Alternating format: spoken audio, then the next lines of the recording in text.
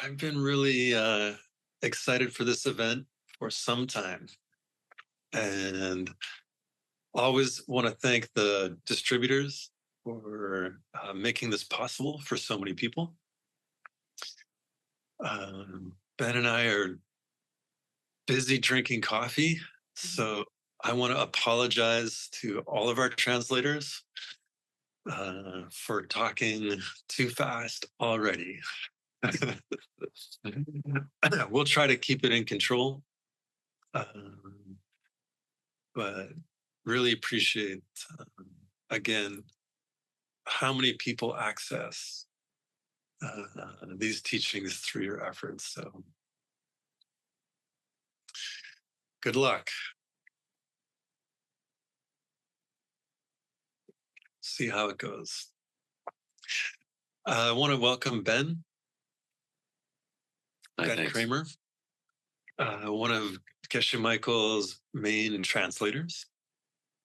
Ben and I did 3-year retreat together back in 1937.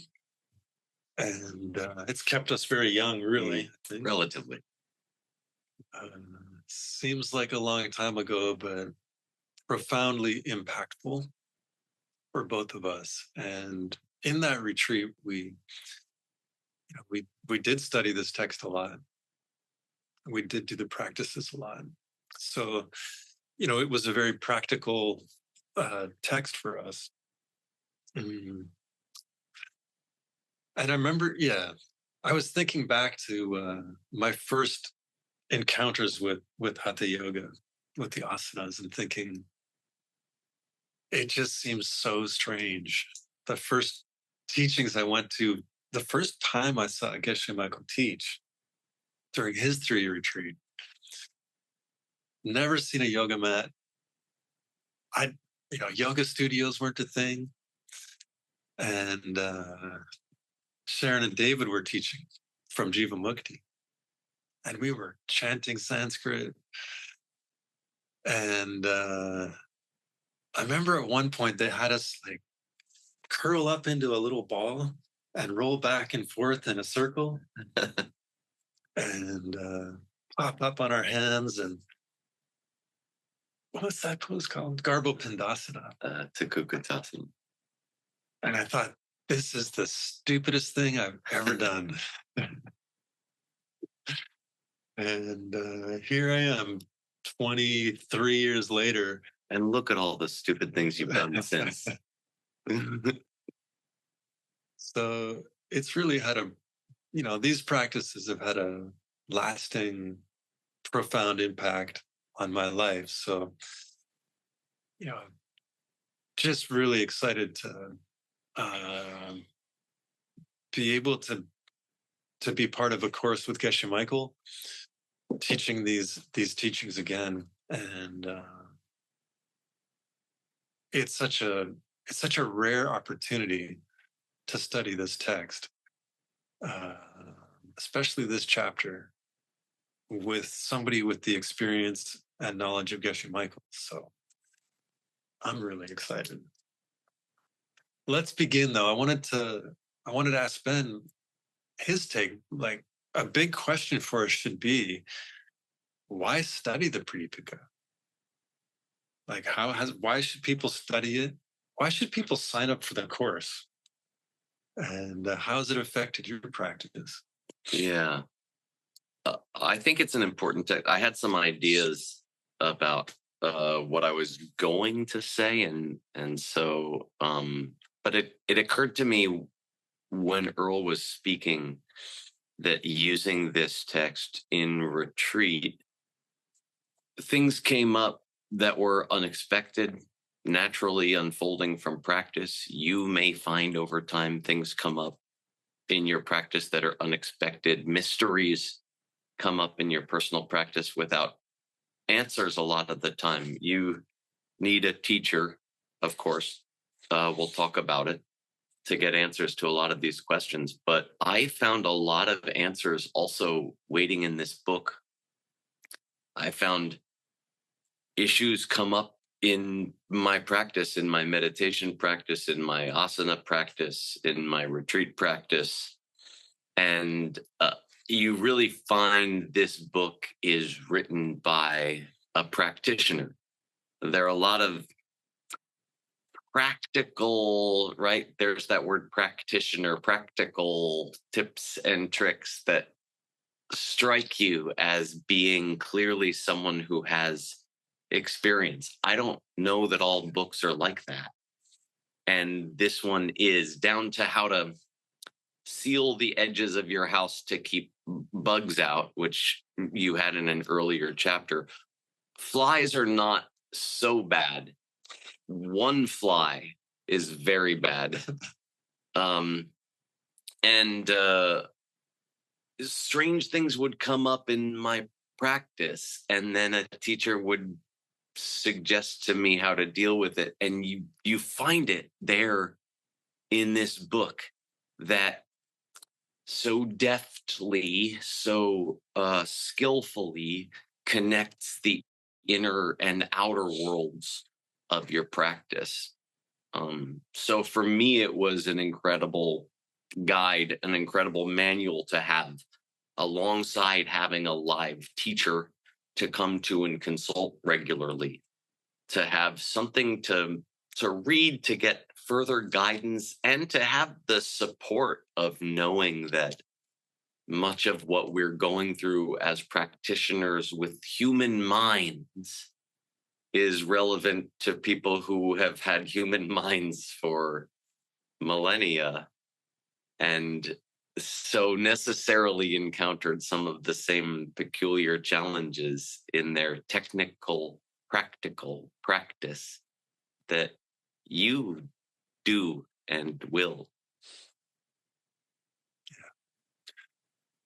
Having a book with a lot of great advice, having a teacher to teach us. And I would say the third is, having the community of the people on the screen. And guys like this, like I was thinking the other day, have I learned more from my teachers or more from my friends? And I hate to ask that question, but it's just been such an essential part of my journey that it's just such a huge value. Ben and I talk all the time about things we get stuck on, or questions or debates, and it's just an essential, having a community is just essential. So I really appreciate, all of you out there, part of this community, and the people I get to teach with. Teresa and I just finished a program together, and to get to teach with her and learn from her is incredible. Benji, it's amazing. So thank you for being here and being part of the community. It's the strength of our practice, having texts, having teachers, and having community. Cool. Let's talk about, for some people, Hatha yoga. What is Hatha yoga? What is Hatha yoga? Hatha yoga means a few things. There's I don't know, I want to say three things off the top of my head. The first one, there's an American word. You have to pronounce very differently. You have to take the front of your tongue and you have to put it near your teeth like a TH sound, and you say Hatha yoga. It's a new word. Okay, it's only existed for about 30 years. You say Hatha yoga. And I'm not sure what it means, but it's very common. I think it means physical poses. Sometimes it means easy poses, or it means you're not doing downward dog, or you're not doing flowy poses or something. Now it's an American word that has been kind of stolen from its earlier mooring, but broadly it meant physical yoga in general, the idea of using the body. And this is a relatively new idea in the history of yoga as a whole, meaning the greater concept is only about 1,000 years old. So it's kind of the new kid on the block. I think that it took a while. They say in early times there were great master practitioners, and the teacher could say a few words and you just knew what to do. But after millennia, eventually guys like me came along who were, what do we say in English, harder nuts to crack or something, thick-headed, hard to get me to function. And so they had to pull out the stops and make it hard. And so Hatha also means, can I say kick it? No, I can't. Kick butt, kick tush, kick behind yoga. Hard, challenging, extreme measures. If there was no other way to get through, then to be able to meditate, you would have to do Hatha yoga. Now, this is Hatha, where you turn your tongue backwards, and it's okay. It's not, I can't ever see my tongue. Hatha yoga. And there's no such thing as Hatha yoga. There's no TH sound in Sanskrit. So these are two of the meanings. Okay. On a deeper meaning, it refers to inner body energies. And I'll tell you something. Okay. I'll tell you why. Another reason you should study with a master. Okay. There's this idea, okay, that there are two energies in your body that can be brought together. The word yoga means union or to join, and everybody knows this and they don't know why. Okay. And there's this idea that the energies from the side channels, the sun and the moon, they say, okay, ha and ta, can join in the culmination of your practice. That the real meaning of Hatha yoga is when the ha and the ta yoke, join, unite in the center of your physical body, and thus in the center of your spiritual heart. This is very profound, this spanning of the gap between body and mind. You always wondered what stretching in comfortable pants had to do with your spiritual practice. It's this book. It's this book that connects them, okay? Perhaps more than any other. And I warn you, if you look, for example, on the internet, don't do it. Just put your internet aside after the call, okay? But don't use it. You can look it up and you can say, Hatha, sun, moon. The first article you will get is some poor, confused, nice person online who says that this thing is made up about the sun and the moon joining in the center of your body. There's a commentary. There's a classical commentary by a master named Brahmananda. It's called the Jyotish. It's 400 years old. And this guy on the internet, he just didn't read it. He just didn't know. He didn't know that it's always been a part of it. It's in the commentary to the first verse. So you get authentic, direct, practiced, informed instruction. You don't have to go out into the wild forest of the internet to try to understand. You get to have teachers.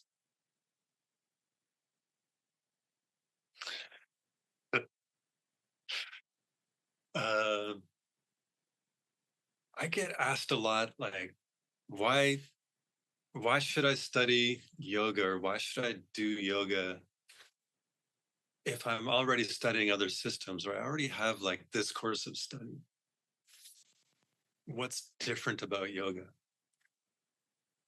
And it's what Ben was just talking about. It's this idea that we can affect our mind in two ways. We talked about like a mantra we have in YSI. Geshe-la talked about, he just made us remember this over and over. Chi Nang Tabla Sor Be. And Lung Sem Jukpa Chikpa. Those two ideas. Lung Sem Jukpa Chikpa. Lung is prana. Sem is the mind. Juk is they go together. And Chik is one. And that, I think, is the magic of yoga, is that this idea that we can affect our mind, our sem, in different ways. We can change our thoughts. We can change our reality in different ways. One is through study. Right? We can put new ideas in our brain. We can meditate on those ideas. We can take those ideas and try to live them. Thoughts of compassion, thoughts of love, for measurables. And our practice, there's a 1,000 tricks to try to engage, try to allow us to take those practices into the world. And then yoga adds this idea that we can also reality by using the physical body. And so we can put ourselves in a yoga pose. We can align the body differently, affecting our breathing, affecting our prana, affecting our mind, and then affecting our seeds. And there's a very famous text that we'll be studying next year with Geshe Michael, the Bhagavad Gita. And in that text, Krishna says to Arjuna, or Arjuna says to Krishna, oh, Arjuna, the mind is harder to control than the wind. I think Krishna says it to Arjuna. And so trying to control the mind with the mind, that's hard. And so yoga gives, people like me a way to use something physical, the body, to control the mind. I can kind of control this body a little more easily. I can put my body in a physical yoga pose. I might not like it all the time, but I can do it.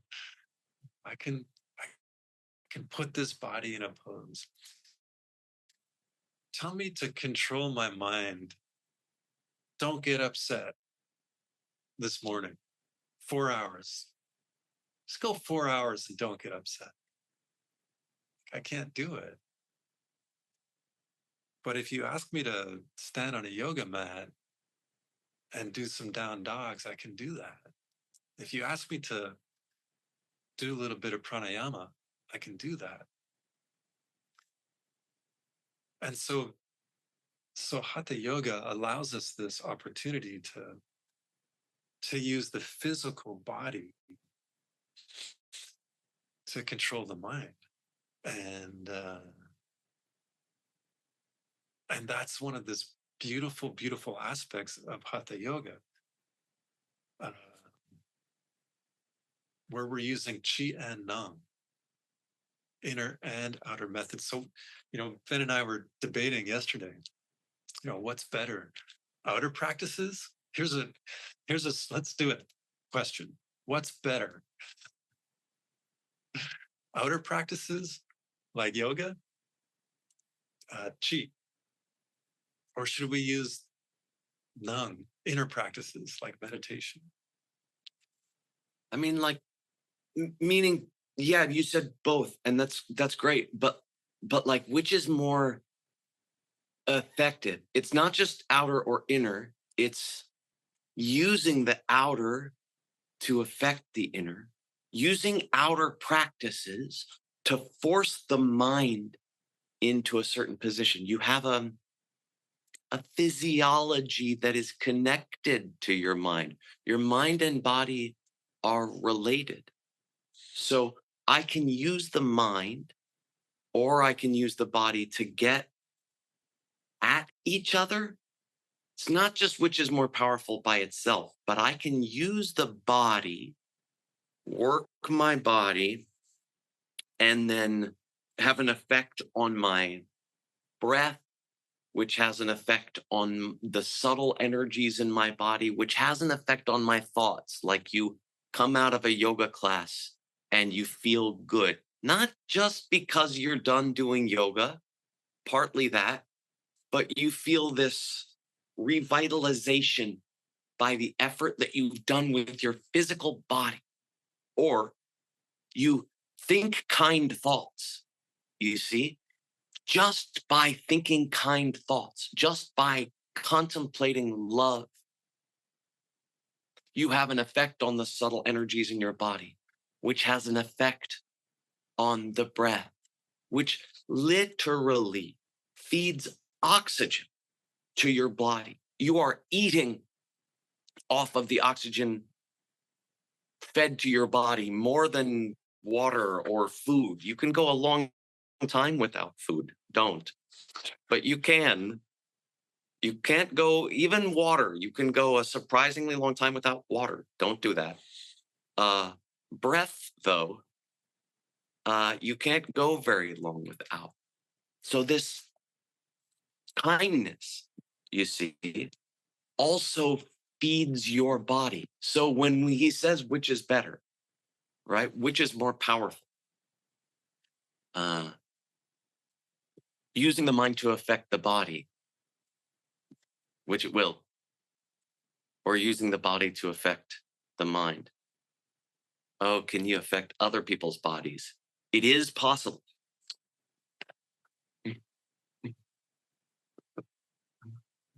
But not recommended unless you know them really well. What about in your meditation practice? Like, can you, if someone's sick, can you heal their body through your yoga practice? Teresa, is that more the question? Open question. Setting me up. It's almost worth coming back to. Did you decide then? Did I shake any confidence about which practice then is more effective? Did you decide? I won't forget this question today. So it's a very good question. I'm not avoiding it. Anytime you could do a practice where you do both at the same time, and I know you already said both, but can you do both at the same time? Can you do physical practices? Right, Geshe Michael, does he still say, he used to say, no one will know what this means, but I'll tell you, banging on the pipes and roto-rooter. You're all too young. You're all too young. I'm just old enough that there was a time you didn't have this tank behind the toilet, and you had to have a rubber mallet, and you would bang if something were stopped in the toilet. Could be anything. If something were stopped in the toilet, you had to bang on the outside with a rubber mallet, and this sometimes was enough to get whatever that object was moving again through the pipes. If that didn't work, you would call Roto-Rooter, which was a company that would stick tubes, wires into your toilet through the middle. What's most effective is both at the same time. In an emergency situation, the plumber has to try to stick the tube in there and at the same time bang from the outside. You are the toilet in this metaphor. But we can be cleaned. The most effective technique is any technique. There's a yogi's pledge. There's a secret yogi's pledge. Don't tell anyone. It is a secret. It is a secret. But it's too important not to share. So it's good luck. Even to say to yourself, chi, nang, tap, la, to, war, be. I know you didn't start the first time. We'll do it again. Chi, nang, tap, la, to, war, be. I, Ben Kramer, do solemnly promise to mostly do practices that combine the inner and the outer at the same time. Hatha yoga.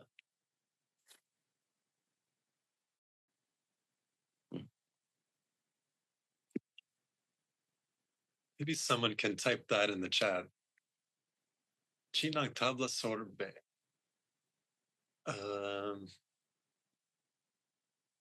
So Teresa kicked us off with a question. Let's take a moment.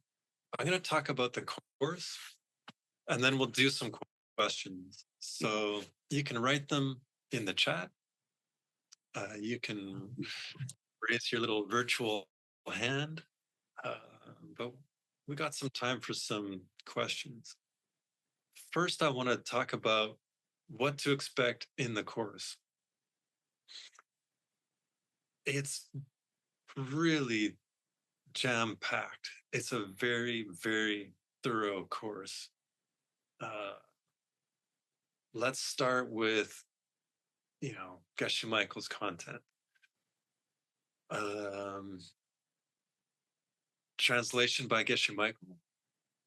When he was in 3-year retreat, he translated this text from the Sanskrit.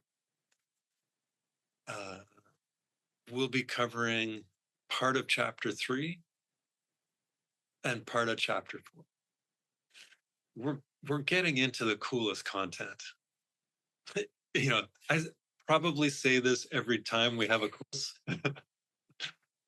but we really are getting into the coolest content. It's like the height of yoga philosophy. And I'm so curious how he's going to present it, because it's kind of can be challenging material. Geshe Michael is such a master at making complex ideas understandable and practical. So we've got really some of the highest teachings in yoga. And I don't know, it just, to have somebody like Geshe Michael teach it, I'm just so looking forward to that. So anyway, he'll teach on Mula Bandha, Jalandhara Bandha. So some of the ways that we lock prana into the center channel, for instance. We talk about those words, Mula Bandha, Jalandhara Bandha, differently.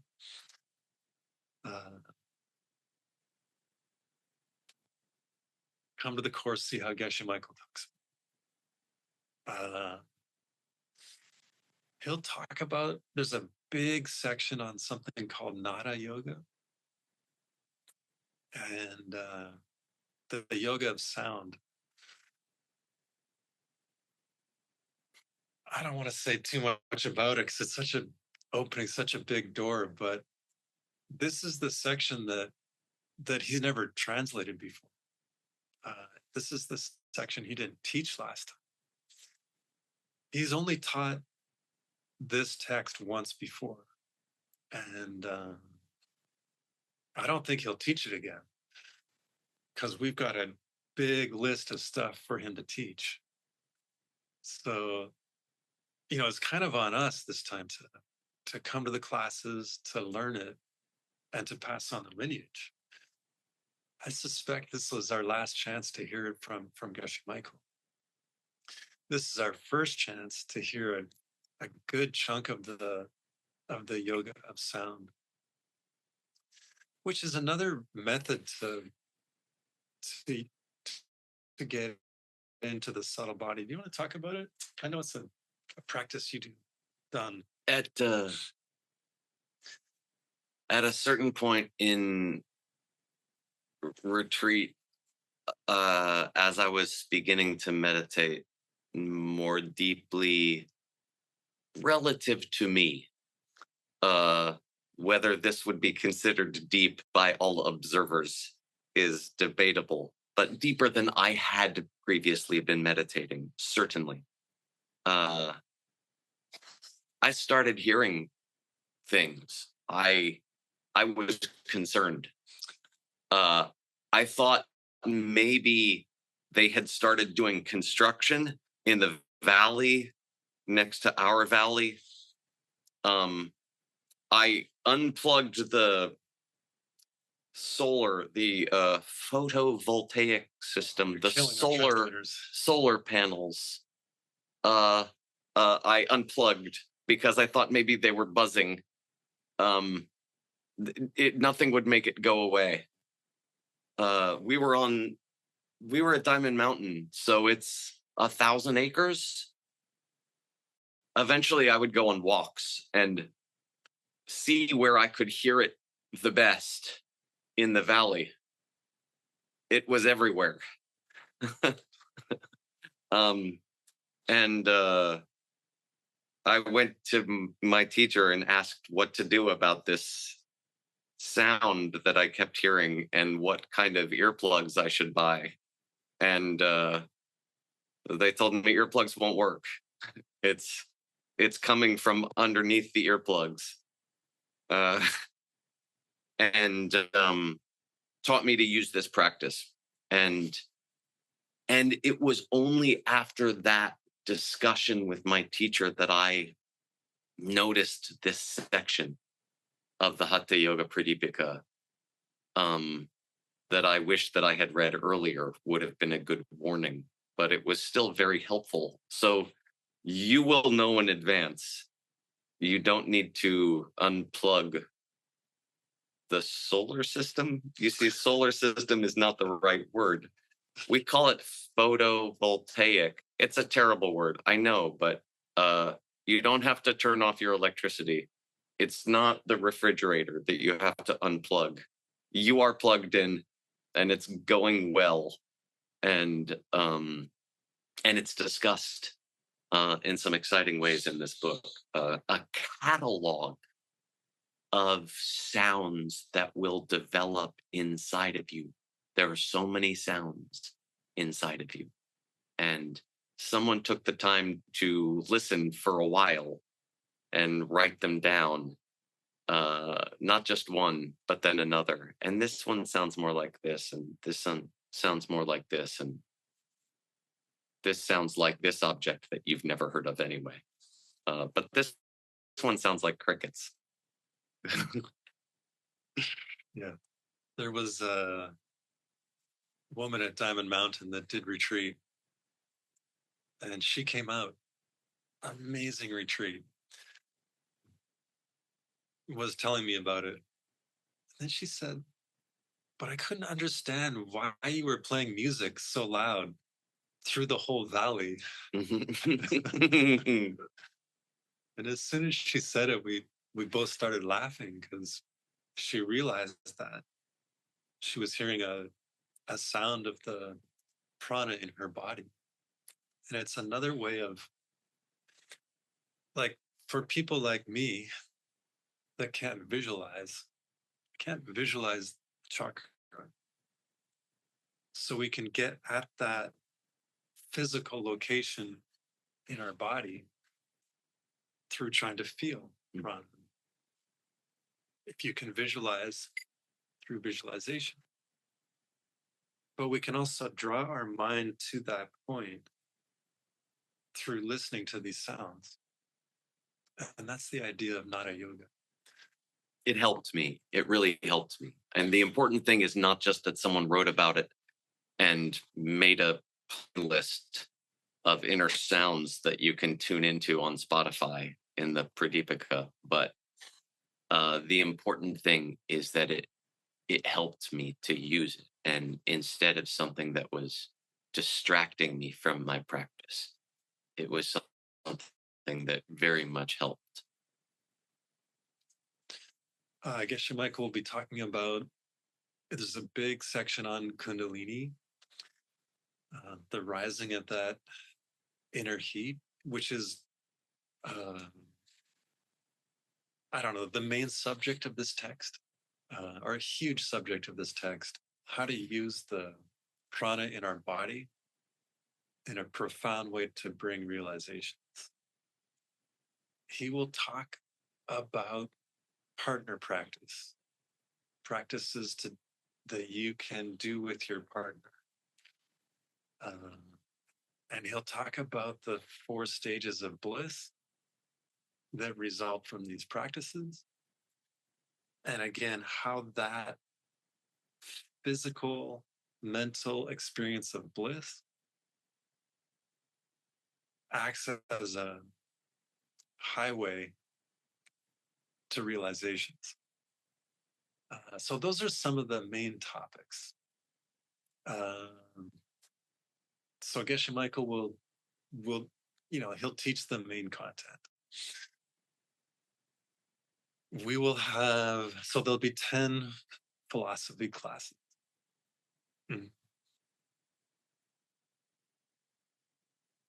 There will be 10 asana classes. We have some of our teachers here today. Teresa.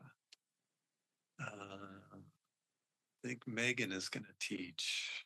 We have 10 meditations. Nicole is here. She will teach. We also have 10 Sanskrit classes with Michael Johnson, who's really, in my opinion, one of the greatest teachers of yoga, certainly that I know. Anybody that can make Sanskrit hilarious and fun is a master, and he does it so beautifully. So he'll teach us basic Sanskrit, teach us some of the verses, and then I'll do a review of Geshe Michael classes. So you get 20 philosophy classes, 10 asana classes, 10 meditations, 10 Sanskrit classes. So it's a huge course. And, not everybody can do all of it. Some of us have things like jobs and kids and life. And you get the recordings of all of that. But, really try to, if you can, and take that time, those 10 days, and try to, get rid of all of your other responsibilities responsibly for those 10 days, because there's a lot and it all fits together. It's all of those components reinforce each other. At the end of that course, the last 2 classes is a review of the whole text. So if you've missed the first 3 courses, we'll save you a bunch of time and we'll teach the whole text. That's the course. That's what to expect. Let's do some questions.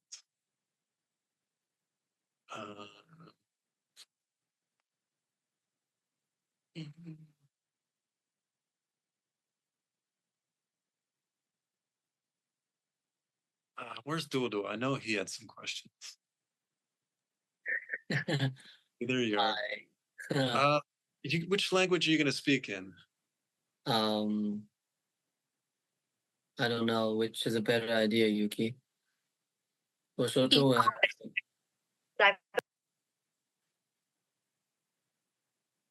Let's do English. Okay. Okay. Cool. So I just want to ask one question on behalf of some of our Chinese students, because it is true that many of them said last year that they didn't quite understand the deep content of the verses. And mm, but they still took the class. How did that already help them? Without understanding the verses, the meaning of the verses, how did that already help them? Yeah, well, I can relate for sure. Um, it's the same with anything that I study. You know, my first time of studying anything, I learned 10% of it, you know, uh, but then I have 10%. I've been studying these ideas for 27 years, and I get to come back to this text, and I'm like, oh my God, I have to teach this? I don't know any of it. And I have to study it again. And like, oh yeah, I remember that. Oh yeah, I remember that. Hey Ben, what the hell is this verse about? And then I have my community to go to. And it's learning and relearning and slowly just going deeper.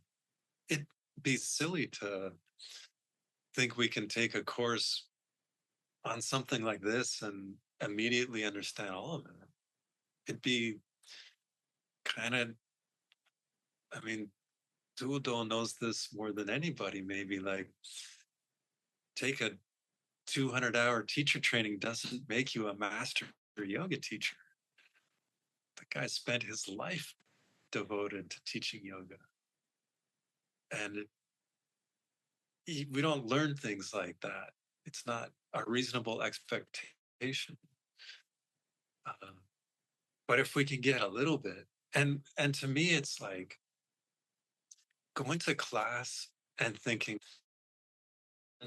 thing, could I hear one thing in this class that opens my heart, that I can take to really change my life, to become a better teacher, to become a better person, to become a better human? That would be amazing. And, you know, that's what the magic for me of Geshe Michael is. I get that one thing in class all the time because he's so good at making this incredibly hard philosophy practical. And then just little by little, I get little nuances and it builds. So I would say, you know, if somebody feels like it was hard, awesome. You know, that was really hard. That's great. And yeah, that's the process. Yoga is not like fixing a car, right? Like the history of yoga is more broad, ancient, complex. Cars have only been around for 100 years or something. Uh, the more I study about yoga, the more I see how much there is to study about yoga. But this thing we said about the connection between the body and the mind, you do the practices and think about it. You can't just do the course. You have to do the things. It's not enough to tune into only the philosophy classes. You have to do the philosophy classes and the practices and the Sanskrit to the best of your ability, only to the best of your ability. And then they work together. And then understanding is not something that is restricted to what you do with the mind. You are getting tools to develop your mind that you might not expect. You can use the body. You can do all the practices together to help you. And it will help you to understand. It will help you to understand when you can feel understanding. Let's take another question from the chat. Teacher Earle, just like an angel. So, oh, that wasn't a question. Sorry.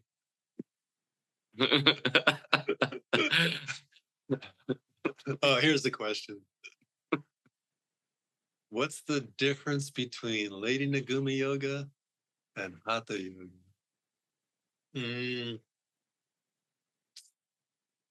Hatha yoga is it's a big universe.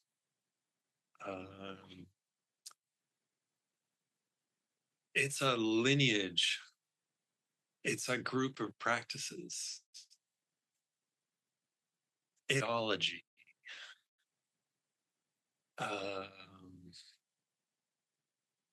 There's a lot of different elements of Hatha yoga, like how to breathe, pranayama, like keeping our book, keeping our morality,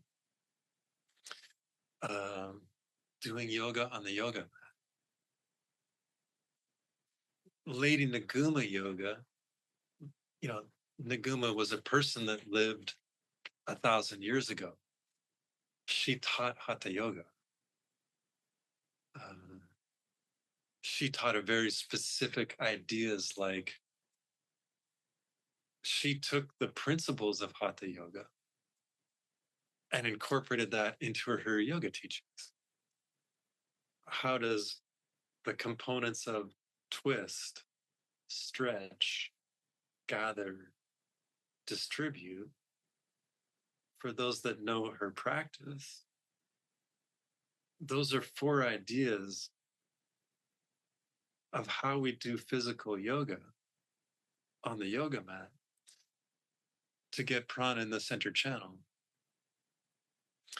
So that's that process of getting prana in the center channel is Hatha yoga.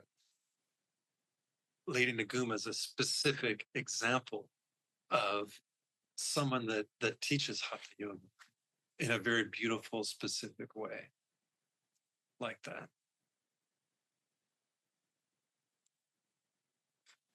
Want either of those? Sure. We can't keep avoiding Teresa's question, especially since it's been re-asked in the chat in different ways. Can you affect the minds of other people with your mind? Let me ask you this. Everybody imagine an elephant, okay? And the elephant is holding out his trunk. And on the tip of the trunk, the elephant is holding a white mouse. Okay, you just have to see it. The elephant is holding at the end of their trunk a white mouse. Can you imagine it? Ask yourself, would you have been thinking of an elephant holding a white mouse if I didn't tell you to? Did I just affect your mind with my mind? Now, let me ask you this. Imagine yourself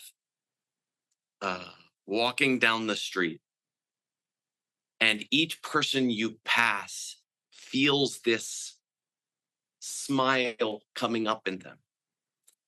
You're barely smiling at all, but somehow people notice something about you, some sweetness fills people's hearts with joy where you walk and makes them want to care for others. They can't explain it. Something about being near you.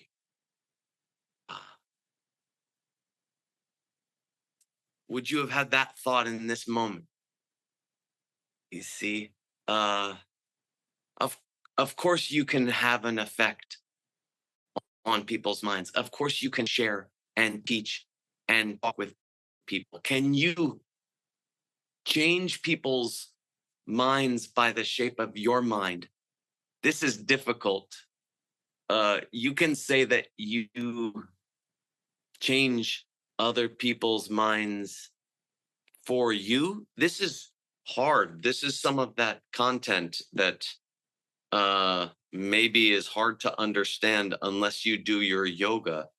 Someone's mind may seem to you to change, and that's true for you. It's very hard to see what they see. But I tell you one last thing on this question.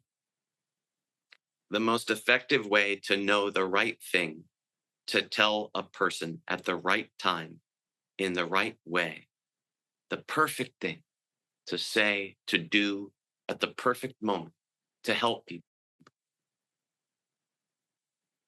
is to do your practice.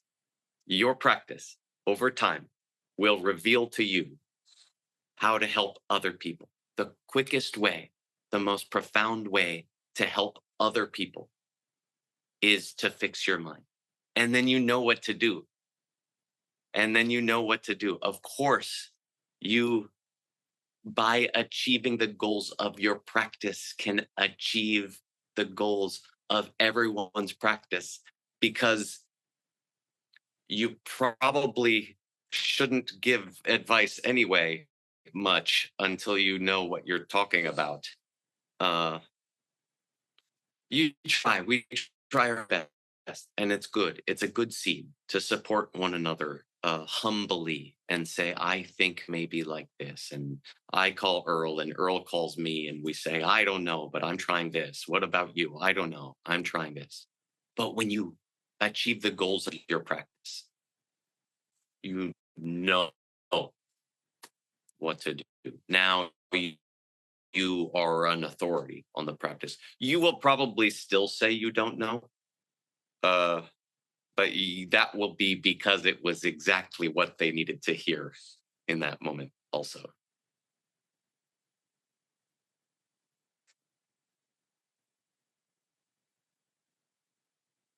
We have just a couple minutes. I want to look at one verse. So if we could put the PPT for verse 78. I would feel bad if we didn't do any Sanskrit at all. And so let's Can you repeat what verse, Earle? Yeah, the last slide, 78. Oh, sorry. And I will pick on Anastasia to read. That's such a hard one because there's likely to be 4 of you. Please, yes, you unmuted. Great.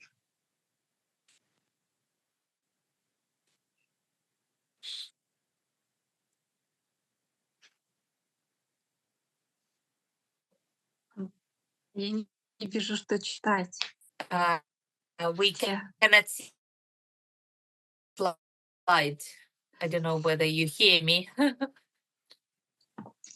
Can you hear me? Okay. Anastasia, can you read for us?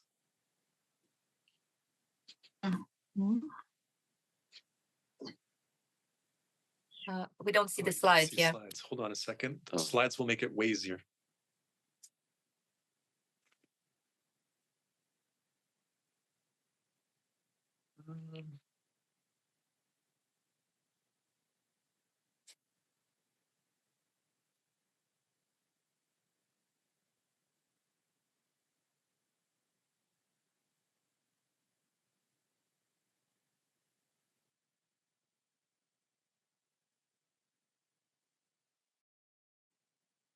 Put it in the chat.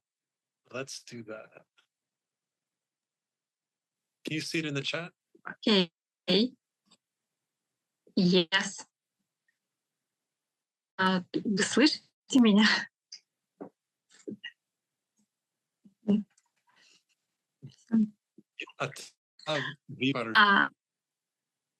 Ага. Атха випарита карани мудра татрасти каранам дивьям сурьясya Mukhavancanam Guru Padeshado Jnanam Na Tu Shastrarthakotipi. Amazing. You want to do word by word? Mm-mm. No? All right. Let's do it together. Thank you so much. That was fantastic. Let's read it together just for fun. Ata viparita karani mudra tatrashti karanam divyam suryasya muko vanchanam guru padeshato gyayam natu sastratakotibihi. Cool. This verse says we can only learn these things guru padesha, at the feet of the teacher. So I wanted to end on that note and just thank Geshe Michael for doing the hard work, translating the text, and just being there to teach us year after year after year after year after year. And this text in particular, I think to teach it, you really need to do retreat. It's a retreat text. And to have the time in retreat to do the practices is really necessary.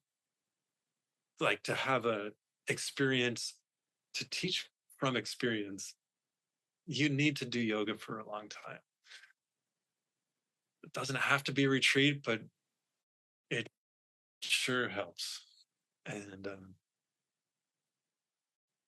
so for a teacher to have the experience of 3 retreat and focus on this text, unbelievably rare. Second thing, I think, is you just need to study philosophy for 50 years to be able to translate this text and to be able to take these texts that often there's not a lot of great commentary. There's not a lot of, the verses are very poetic in this text. They're very filled with metaphor. And you need 30, 40 years of having your mind on these texts to teach. And that combination of teacher that has studied these ideas for 60 years and done retreat, it's just unbelievably rare. And so, to be able to have somebody like that to learn this text from at the feet of the Guru Padeshta, I don't know, I'm just really looking forward to it and feel so lucky to have that opportunity in my life. Last thing, there's a warm up. If that doesn't convince you to sign up for the course, or if you want, there's also what we call a warm up course. And so that course includes a review of, that course covers 6 ideas on emptiness. This was taken mostly from the last course. I taught a component of that was 6 flavors of emptiness. In addition to that, Michael Johnson gives a class. In addition to that, Connie gives a class. In addition to that, there's more teachings from Geshe Michael. So these are pre-recorded classes. And it's different ideas on emptiness that are practical, that help us through the day. It's kind of what we talked about, combining inner and outer. It's like this massive project we did as a bonus. It's really quite extensive. There's also a recording of a review class with Michael Johnson. So he did a promo event maybe 3 weeks ago, where he reviewed chapters 1, 2, and 3. So you can prepare yourself for Geshe Michael's teachings with Michael Johnson's review class. What else? Sign up soon. The early bird price ends on the 15th of October. So if you want to take the course and save a few dollars or yuan or euros, whatever you want, sign up by the 15th. And that's it. We're out of time. So I really want to thank translators. Hope it was okay. Again, really want to thank our distributors for bringing, allowing people access to Geshe Michael's teachings, through all the hard work and promotions that you do, and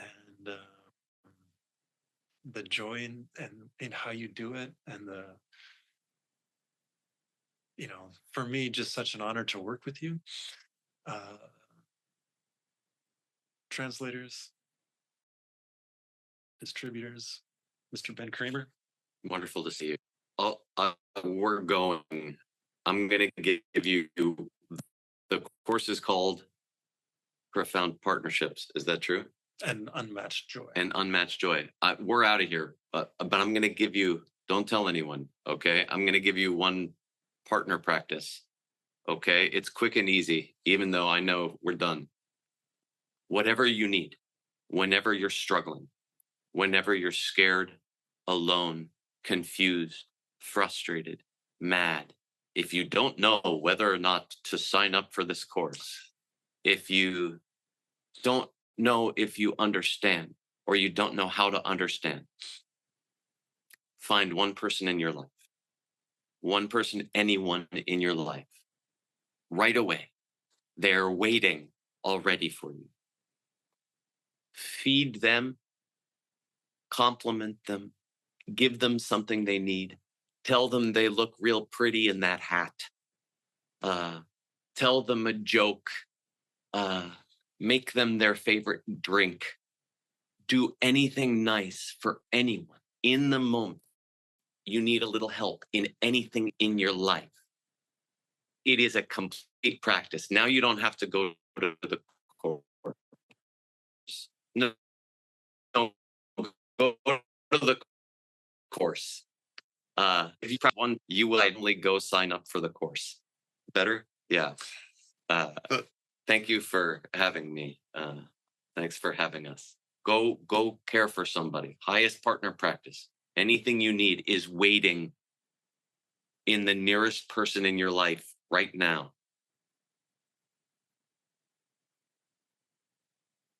Cool. Just looking through the comments. Thank you all so much for being here, and looking forward to when our paths cross next, and especially for this course. So great to see you.